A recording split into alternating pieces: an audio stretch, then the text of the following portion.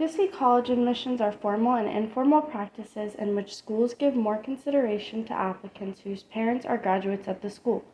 According to the Washington Post, Ivy League schools started using legacy admissions in their 1920s after World War I because these schools wanted to prevent immigrants from attending their wealthy and prestigious private universities. The news organization The Conversation reported that Dartmouth College in Hanover, New Hampshire, put in place a legacy policy in 1922, and Yale University in New Haven, Connecticut followed in its footsteps in 1925.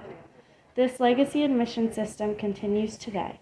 Of the country's top 100 schools, the think tank, the Century Foundation, reports that roughly 3/4 have legacy preferences and admissions. Today, I am sitting down with English teacher Miss Coppola to gain a better understanding of the topic. Thank you for sitting down with me, Miss Coppola. Oh, you're welcome, Aria. How do you feel about legacy college admissions? Well, the impetus for legacy college admissions is unfortunate, right? The idea that it was meant to be a barrier to keep an undesirable population out. But over the decades since its institution, I see it very differently. I went to St. Lawrence University, which is a small liberal arts college in Canton, New York, and I now still get the graduate review magazine. I think it comes out quarterly, so I get 4 per year. And it just always amazes me in the photo section at the end of the magazine how many of the people I went to school with, it's their children, it's their grandchildren that are now going to be attending St. Lawrence. And the spin they put on it now is the idea that we are a family, and this is a community of learners. And if you had a wonderful experience here, why wouldn't you want to continue that tradition with your own children and grandchildren and nieces and nephews and other assorted relatives? So I think the way it's being couched now is the idea that if this is an institution that upholds your family's values, then legacy admissions are a way to maintain that tradition, and they code it in this like unicorn, rainbow, butterfly kind of thing. But the idea that it was meant to be a barrier, that's unfortunate. I also think, from when I was in high school prior to going to college, for many schools that implemented legacy admissions, it was the idea that college is a business, more so now even than when I was in high school. It was the idea that if we want to continue to get donations and inheritances, right? We need to honor the families, right? Like I can't even remember how many buildings on my campus when I was in undergraduate had the names of kids I was going to school with. You know, like the hockey arena was was named after the kid who lived down the hall from me freshman year.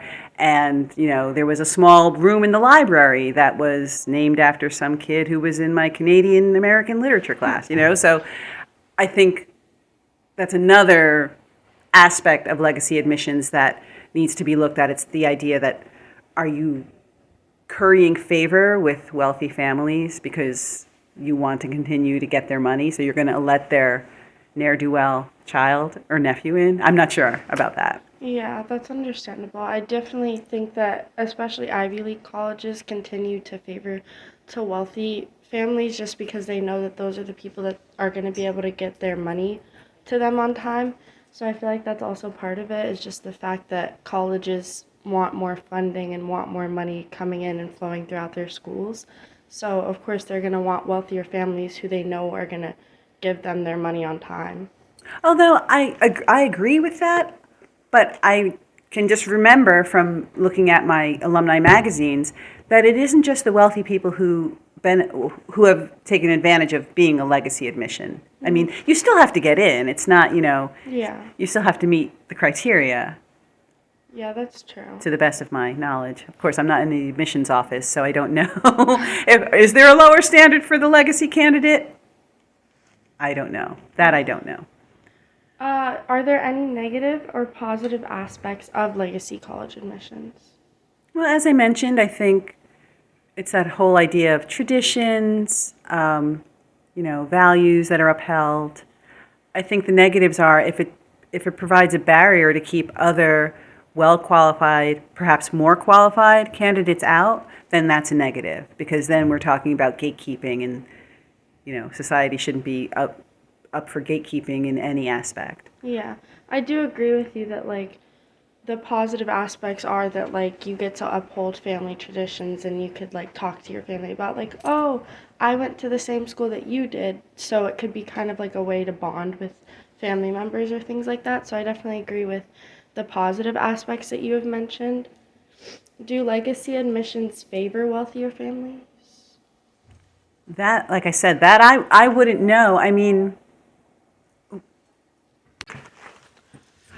so whether or not legacy admissions favor wealthier families, I mean, I could see how statistically that could prove true, but how transparent are admissions offices about legacy candidacy? Like, do they publish that? Do they publish the difference? Is there a different standard? Are they looking at the financials? Yeah. I mean, I remember when I applied to college, I think it was more separate than it is now. Like, you had your financial aid form, but that went in long after you applied for admission. Now I feel like those things almost go neck and neck. So are financials part of a candidate's, readiness for the college or desirability?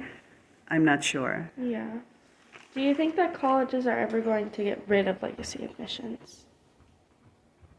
No, I don't think they would. I don't know that they should. I mean, if your dad went to Princeton and you want to go to Princeton, what, because your dad went there, you can't go? Yeah. Like, that's a different type of gatekeeping. I So, agree with that. so no, they wouldn't get rid of them. I don't know what all goes into legacy admissions or legacy candidacy at the different colleges. Like, do they have a different rubric for measuring that candidate's readiness to admit? I don't know. Yeah, I don't think that legacy admissions should like be get rid of, because there's really no need for that. If your child is qualified enough to go to the school that you went to, why wouldn't you allow them to go there? Yeah. So I don't think there's a need for legacy admissions to like be Banned eradicated or whatever. But I do think that if they are favoring towards wealthier families, I think that they should not do that anymore, of course, because it's unfair to the candidates who may be more qualified than those wealthier families or those people with legacies.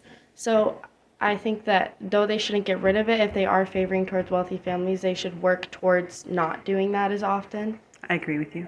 Is there any reason to keep legacy college admissions, and why? I mean, for the reasons that already mentioned.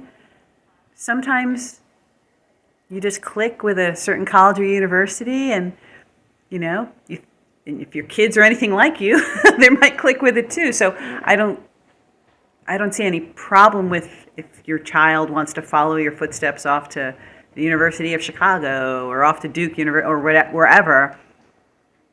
If that's what works for your family, I think it has to be personal choice. Yeah, I agree with that. Do you think that legacy college admissions are still used today in admitting college students? Oh, I definitely think that it weighs somewhat. I just don't know what part of the equation it is. Like, if it's like a pie chart, how big is that slice of pie that says, oh, this kid's a legacy candidate? I don't know. And I don't know that they readily publish that either. Yeah. I don't know if they publish any of the, I mean, they say, it's your resume, or excuse me, your transcript, it's your extracurriculars, it's your college essay, it's your recommendations, but if legacy is part of that, what part of that is it? I don't know. Yeah, I agree. For those who are opposed to legacy admissions, what can they do to help get rid of legacy admissions? I guess it would have to be a statistical analysis. They'd have to figure out, how many students are getting in based on legacy, and then just determine how many students were turned away, and was that equitable or not. I mean, it just sounds like a a Netflix documentary waiting to happen. Yeah, Right? I think also maybe part of it would be like going on social media, which I think could help because social media is obviously like a big platform that's used today to talk about issues or social issues or equity issues. So I think also part of it is just creating like a base on social media to discuss the topic. And I think if you got enough attention, that you could Yeah. maybe make a change. What, if anything, could lawmakers do to help get rid of legacy admissions? Honestly, if lawmakers were going to look into college admissions or the college process at all, I'd want lawmakers to make college free. Yeah. Like, legacy admissions would not be, if I had a lawmaker's ear and wanted to talk to him or her or them about college admissions, I'd be wanting to talk to them about the price of college in this country, Yeah. not who's getting in. I think price is more prohibitive than whether or not you're a legacy. Yeah, I agree. I think that legacy admissions at the root, I just don't think they're as big of an issue. I mean, unless, like we were saying, they are catering towards wealthier families, but the real issue is just making colleges free, which is obviously what Biden has been saying that he's going to do. Let's see if it So I'm happens. hoping that by the time I get to go to college, that hopefully college will be free, because then I wouldn't have to take on loads of student debt. From your lips to God's ears. Thank you, Ms. Coppola, for allowing me to interview you, and this is Aria Stuhmer signing off.